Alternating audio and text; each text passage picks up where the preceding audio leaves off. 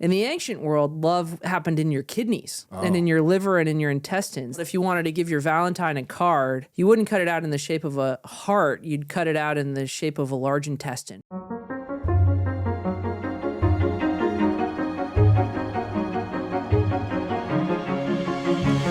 I am here with the wonderful Meghan Sullivan, who's a decorated scholar and teacher at the University of Notre Dame. Go Irish. I don't really watch football. Go Irish. Don't watch the season right now. She is.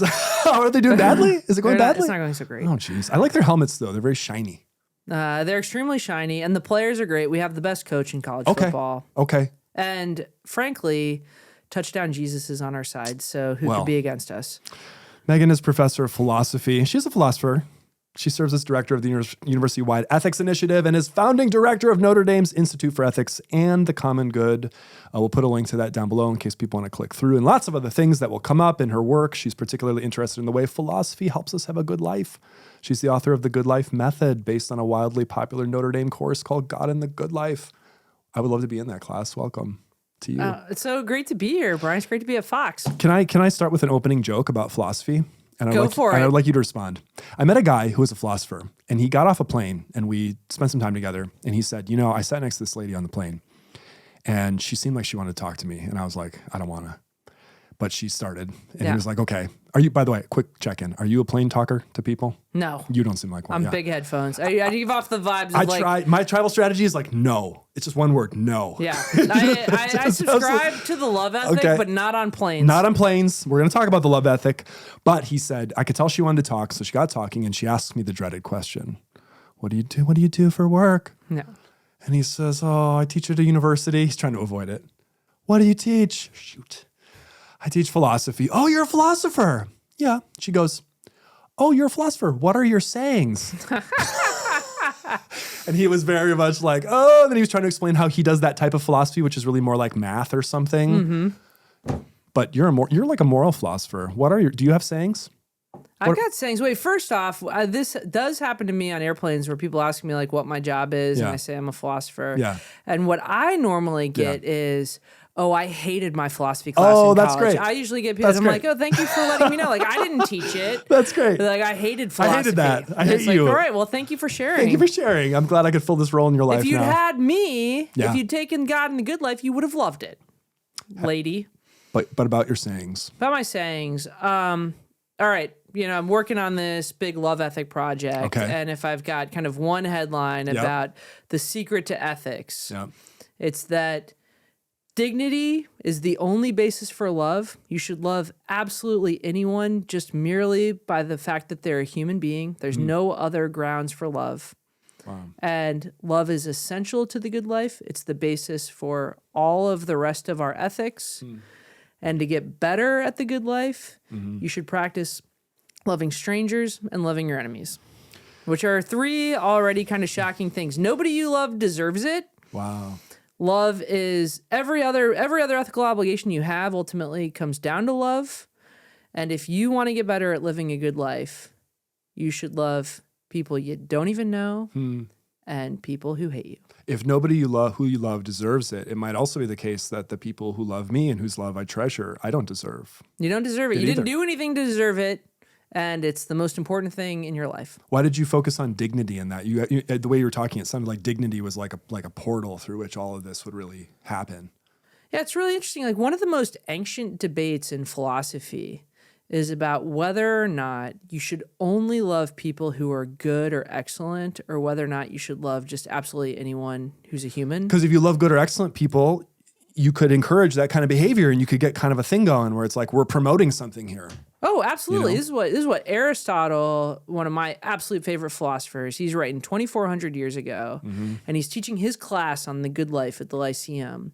And he gets about 2/3 of the way through the class, and he starts to teach his students about friendship. And he says very beautifully, without friends, no one would choose to live even if they had every other good, even if you were rich, even if you were courageous and smart and had every other good thing going for you. Yep. If you don't have friends, you wouldn't want to live anymore. That connects with me. Absolutely. I get it. I hear what he's saying. Then he goes on to say, okay, so which kinds of friends should you try to get? Because you need to get some. Otherwise, your life is going to be empty and meaningless. Right. And he says our friends are when we recruit our friends, it's like we're recruiting coaches. Like if you're looking, suppose you want to get better at running. Mm-hmm. I do. I do too. I'm a terrible runner. Oh. Well, that's why we want to get better.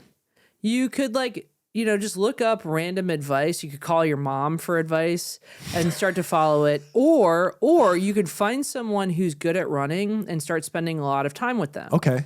I see where this is going. Getting their tips and advice. I see where this is going. I think. Aristotle says, if you want to get better at love, if you want to get better at being a great person, you should find great people to surround yourself with and let them coach you and train your heart. And that's what your friends do. Yeah. And so it's really important that if you want to become good, which we all do, that you pick good coaches. Right. And so if you realize that you love someone, but they're actually, full of terrible ideas about the good life. He's like, you gotta fire them. You gotta get them out of your life. Fire your bad friends. Fire your bad friends. They're not coaching you right. This is like what a parent would say to a child. Look, you're hanging around with these people. I know you like them, and I know it you fun in video games, but they're not good coaches. This will be one of my hot takes. Is I think that if you're a parent, you should definitely provide a great moral exemplar for your children, but you should encourage them to love the bad kids. That was one of the virtues you should inculcate with them, is the capacity to love properly people who are actually not great. Yeah. Another thing Aristotle says that I think is super interesting is Aristotle says when you love someone, they become another self. Oh. Very profound point. And this is it's the same kind of tradition where we get the greatest commandment in Jewish and Christian ethics, to love the Lord your God with all your heart, with all your mind, and all your strength, and to love your neighbor as another self. Don't just love them, but love them as yourself, as somebody that's whose life is part of yours. Yeah. And Aristotle says if you love the wrong people, or if you love people you don't know that much about, you're adding their life to your life. But if they have a bad life, they're going to be like a weight, like a millstone around your neck. Totally.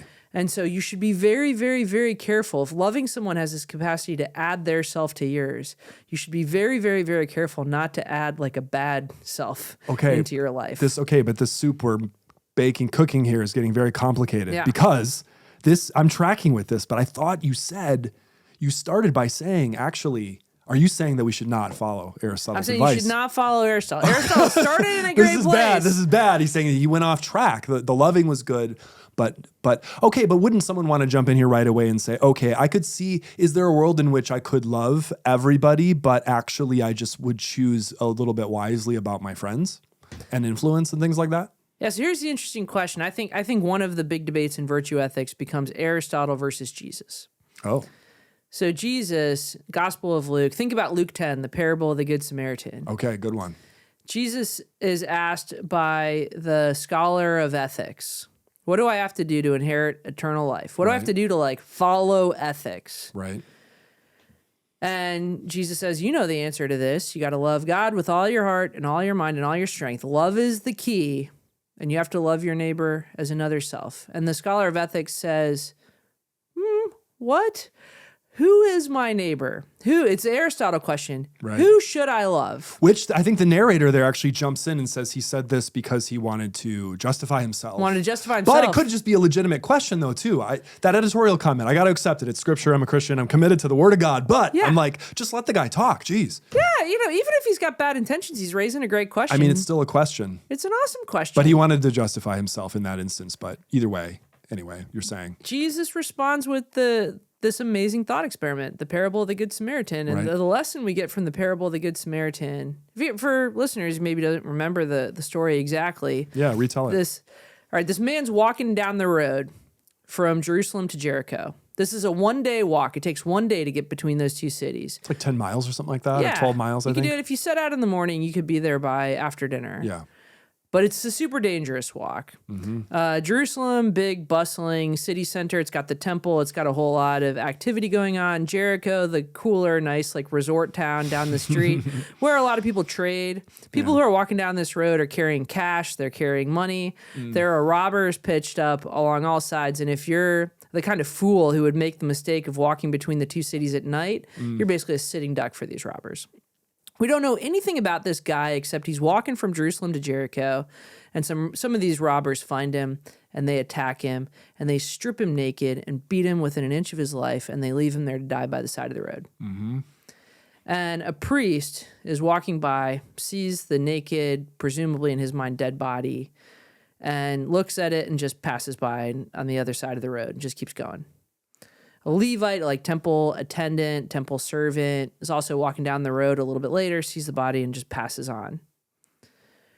Then a Samaritan walks by. The Samaritans are in a religious community that's pretty similar to the Jewish community. They worship the same God. Right. They disagree over where the temple should be rebuilt, and they disagree over some key religious practices. But they're interacting with the Jewish people all the time. Kind of sound like two Christian denominations or something like that. Yeah, exactly. Or frankly, be a little bit more of the moment, the way like Texans would interact with people on the Mexican border, or the way that Republicans and Democrats would interact. Like, we're living together. There it is. We have differences, but we also have a lot in common. Totally. Jesus, it's really interesting. Jesus takes pains. We don't know anything about the guy who's beaten almost to death, but he takes pains to tell us this guy was a Samaritan. Yeah. So he's a stranger. He's an outsider. He lives with this community, but he lives around the Jews, but he's not of them. Right. And he sees the man. And the detail we get in the Bible is he experiences compassion. The Greek word is splanchnizoomai, his guts churn. Oh. In the ancient world, we think that love lives in your heart. That's the organ where love lives. Yeah.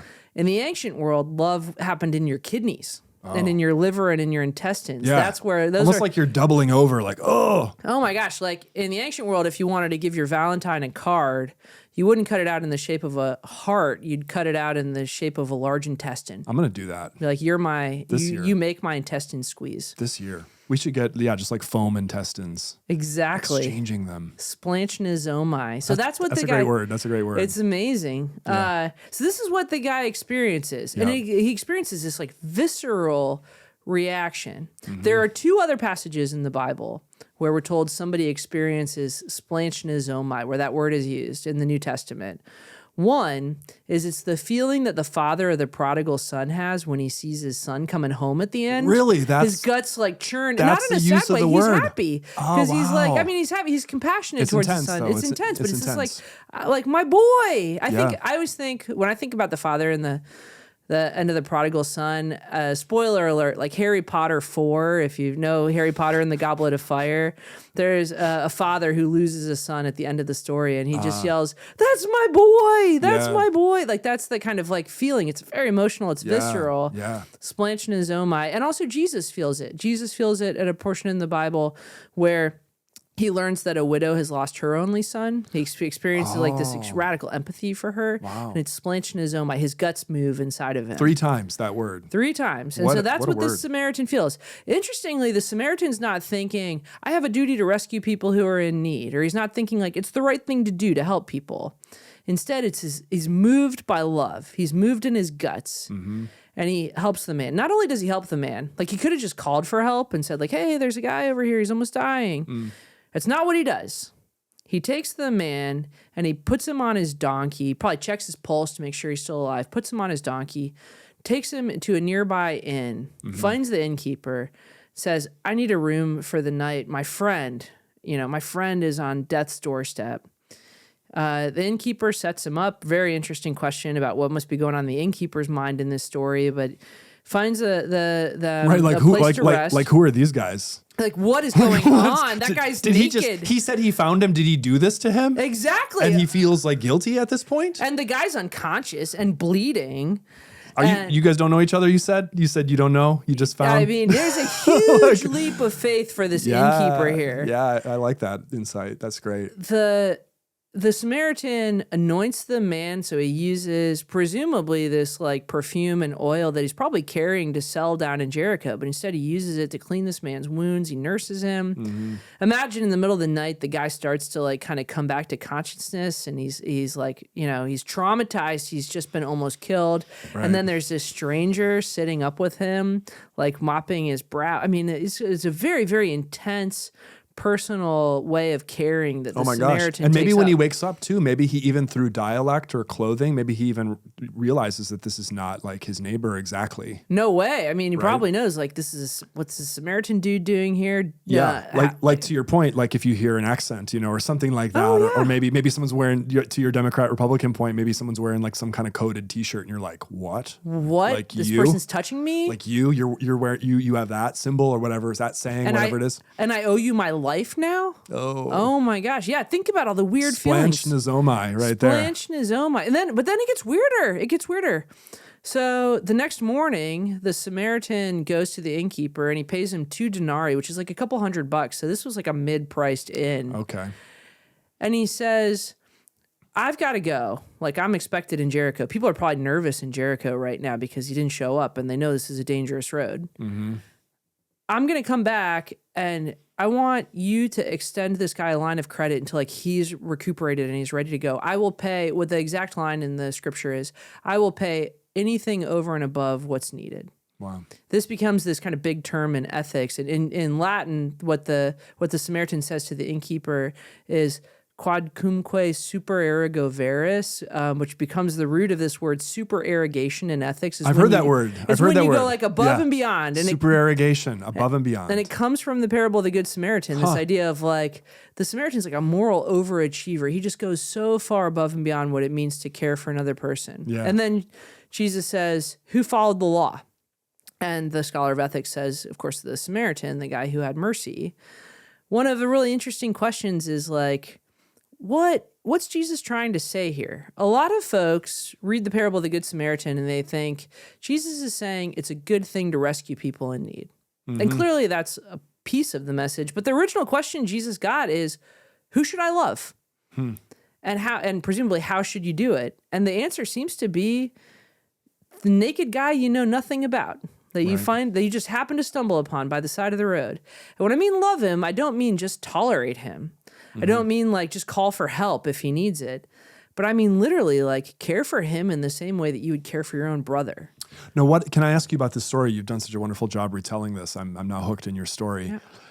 What do you make of the fact that the priest and the Levite pass by? I know in biblical studies, at least, there's often a gotcha moment for biblical scholars in which people might say, sometimes in a sermon tradition, people would say, well, a priest, it almost becomes like a kind of subtle anti-Jewish thing. Like, well, the priest didn't help because, they were worried about their ritual purity. But it's like, detail, he's going from Jerusalem to Jericho. Exactly. He's not going to the temple. He's going on vacation. We're not going to the temple. So this is not about, don't make yourself dirty so you can go to church and stuff like that. But why contrast exactly those people? It's almost like Jesus is ratcheting up the idea of not just caring for your brother or caring for somebody, but it's like even caring for somebody or being cared for by somebody else who's somebody that you wouldn't expect. What do you make of those contrasts between those people? I mean, that has to be a part of it, right? I love it. One of the ways I like to read the parable, I'm Roman Catholic, and there's this tradition that comes from the Jesuits, from St. Ignatius. So when you read a parable, you have to imaginatively become every single character without judgment. Just take it up and just imagine what's going on in your head. That's great. And so when you do the parable of the Good Samaritan, if you're like a real Jesuit, you pretend to be the donkey at some point. You pretend to be the innkeeper. I like that. You like take up every perspective. But pretend to be the robbers. Pretend to be the robbers. That's great. And that's where God, starts to give you more moral insight. So when I think of the priest and the Levite, I treat them as different characters when I meditate on this passage. When I think about the priest, I think, gosh, I've just finished doing all this work in the temple. I've just had this really busy week. Mm-hmm. I'm stressed out. I'm late to get back to Jericho, and I'm going about my business, and I see this crime victim by the side of the road. And I've probably seen a lot of crime victims in this area in the time. And I'm just exhausted and I feel bad. I know I should help him. I know I should stop, but I'm burnt out and I've already given so much and I'm scared. What if those robbers are still around and they're going to get me? Right. And I think like, I'm just going to pretend like I didn't see him. Maybe it's a trap. Maybe it's a trap. Don't go try to save a drowning person if you don't know how to swim that well. Maybe he deserved it. Maybe both that of guy us. is a robber. Maybe he tried to rob somebody and they beat him up and put him there. Exactly. And that's such a human thing to come up with these stories in your head to justify yourself. I do this all the time. All the time. And this is me. And I think if that's what's going on for the priest, then we should give him some empathy, like give him some love and say like, all right, it's a very human thing to be weak of will, to be fallible.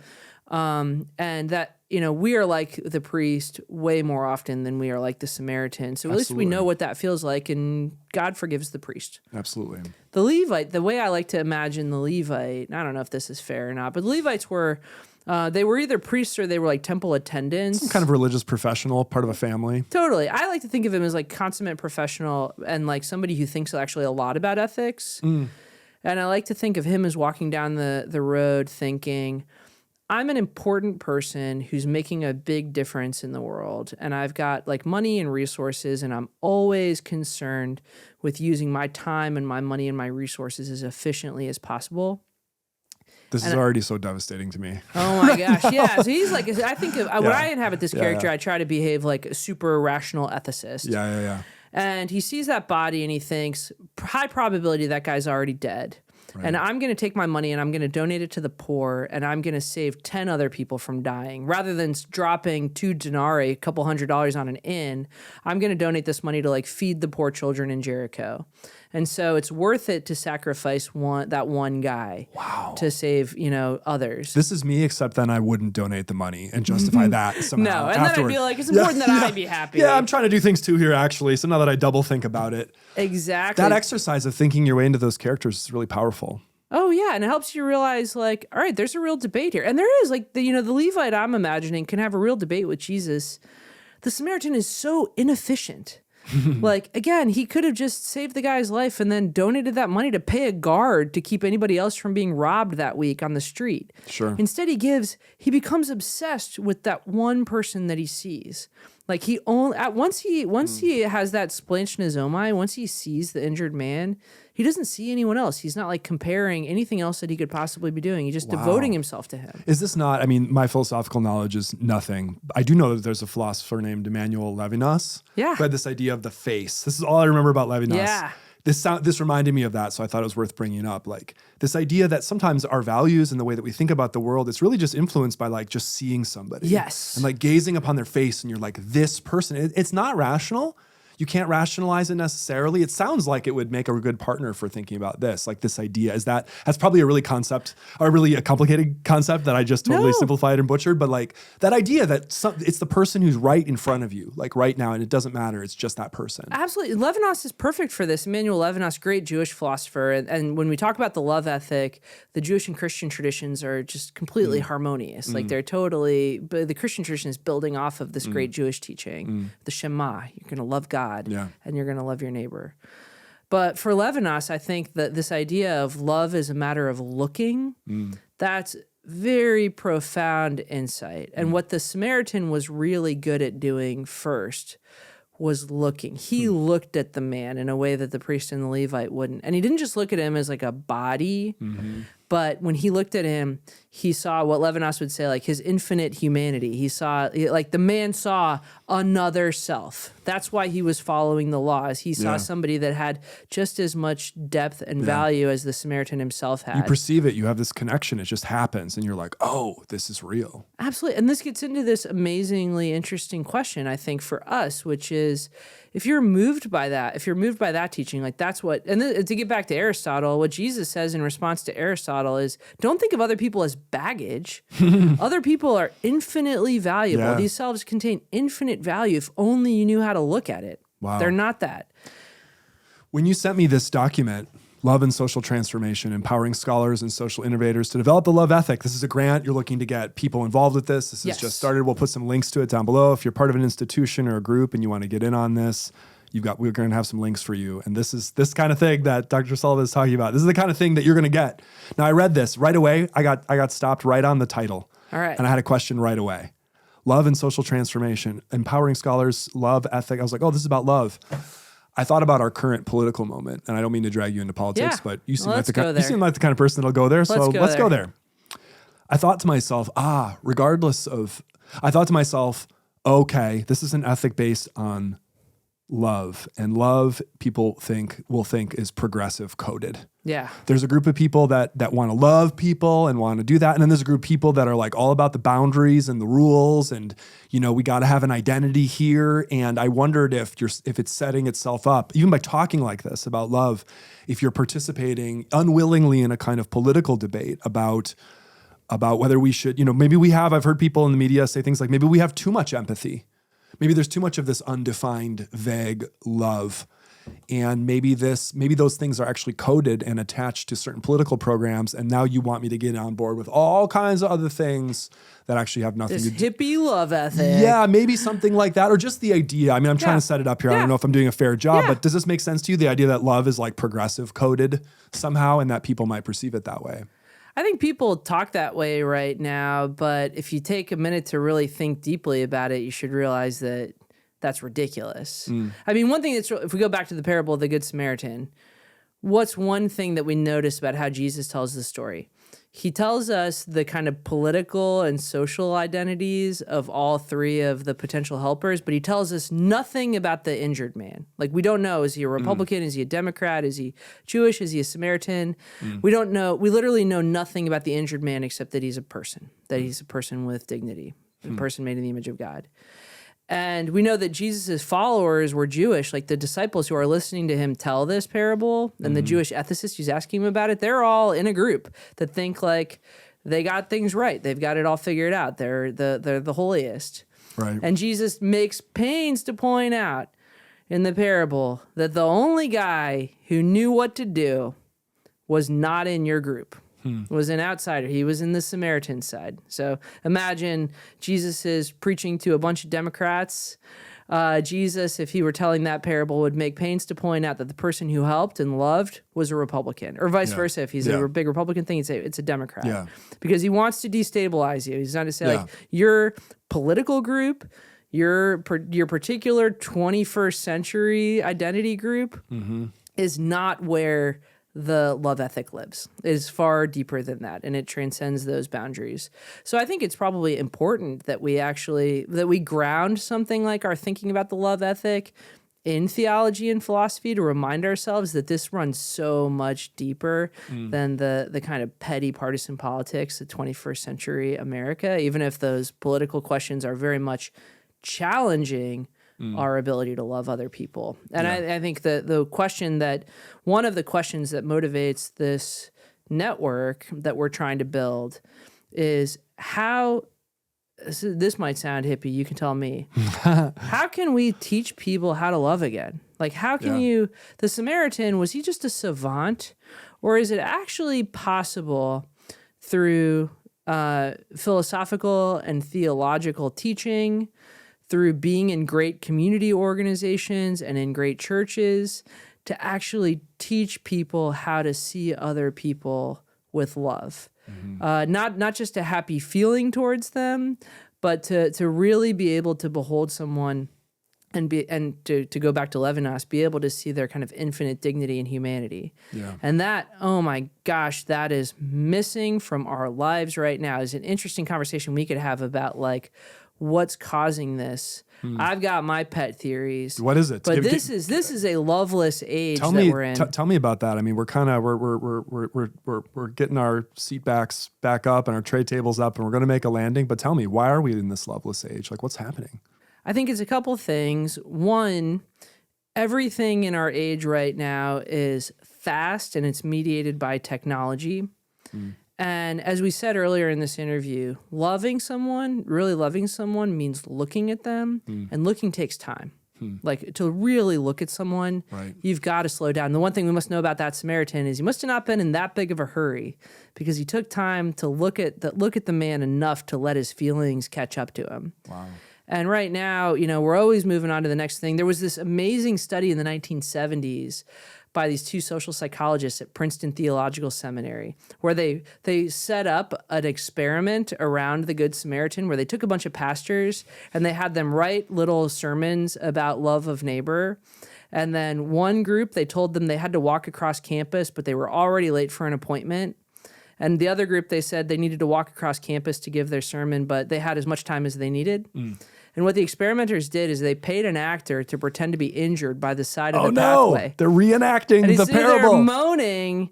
This guy's moaning and asking for help. Yeah. And then they measured which of the seminarians would stop along the way. When they tried to ask, like, is it the people that were most passionate about the love ethic when they were writing their sermon? Yeah. Well, you know what it turns out? The people who had a lot of time to walk where they were going, 80% of them stopped. Like a huge percentage. There are material conditions under which we love each other. Exactly. And if they were in a hurry, it's like 15%. Some really small number of the seminarians stopped. Wow. And it's because they were just moving too fast to look. Wow. So one of the things we've got to figure out is, in this day and age, how do we help ourselves and others learn to like just pause and actually look at another human being again? This means don't look at just like their tweets. That's not looking at someone, but looking at their face, trying to imagine them as another self. And that, I think, you know, it was one of the things we want to explore with this grant is which communities, which practices, which kinds of courses, what kinds of public communications help people slow down and look, and what kinds of ways of looking help us rediscover our ability to love. Yeah, it sounds like I was going to ask earlier. I wanted to get to asking, like, what's a practical way that we can actually do this kind of loving? And it sounds like you've given me one without even having to ask, which is namely, we have to maybe sometimes make a choice to do fewer things. Yeah, absolutely. To make the very intentional choices, to have more time, to take that kind of time that would actually lead to that kind of love. Especially when it comes to other people. Like, you don't have to slow down being efficient and other things, but when you're interpersonal, you really gotta slow it down. In closing, can I ask you this question? Maybe a personal question, but you can take it in any direction that you want. Tell me about something or someone that you love, or even something that's hard to love. Ooh, that's a great question. Yeah. I'll tell you, I love a whole lot of people. So you're always sad. You're going to name someone and forget somebody else. That's why you got to pick a TV show or something like that. Something more trivial. Well, this gets into the looking piece. So I've got two brothers who I love dearly. Oh, wonderful. And I'm 15 years older than my baby brother, my youngest brother. Yeah. And I can remember the day he came home from the hospital. Oh, what a precious day. That's a great day. Oh my gosh. And me and my middle brother, who fought like cats and dogs growing up, like we were never calm. We were never chill. Nice. I remember our baby brother Connor got home from the hospital, and my parents put him in the middle of their big bed, their like king bed, in like one of those little baby containers. Yep. And I remember my brother and I just sitting there in silence for like 10 minutes, just staring at this new human that we knew nothing about, but absolutely falling in love with him. That's like the first experience growing up where I thought, oh, this is the feeling of what it's like to have like love at first sight, or to fall in love with someone. And truly, like, we did, even though you know nothing about him, you don't know what he's going to be like or anything, but there's just this kind of this mystery of looking into another person and thinking like, there's something really special in the world now that wasn't there, a year ago. And so I go back to that feeling a lot, and that insight. That doesn't happen all the time for us, but we have that capacity within us to fall in love, even with people we don't understand or know anything about, maybe because they're brand new people. Mm-hmm. And I like to remind myself that capacity is within us to be moved. And the real challenge is to find ways of unlocking it more. And that's the good life. Meghan, thank you so much for talking with us. This is fantastic. Yeah, thank you. It's always wonderful to be out in Newburgh.